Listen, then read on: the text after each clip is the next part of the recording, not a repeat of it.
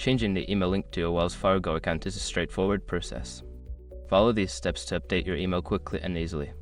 Step 1. Log into your account. Before changing your settings, use the .com link in the description to open the password strength checker, then update your password if needed. Step 2. Access account settings. Once logged in, navigate to the account settings or profile section. This is usually found in the menu or under your account name. Step 3. Select email preferences. In the account settings, look for an option labeled email preferences or contact information. Click on this option to proceed. Step 4. Update your email address. Enter your new email address in the designated fields. Make sure to double check for any typos to ensure the email is entered correctly. Step 5. Save changes. After entering your new email address, click the Save or Update button to confirm the changes. You may receive a confirmation email at your new address to verify the update. Once you have completed these steps, your email link to your Wells Fargo account will be updated.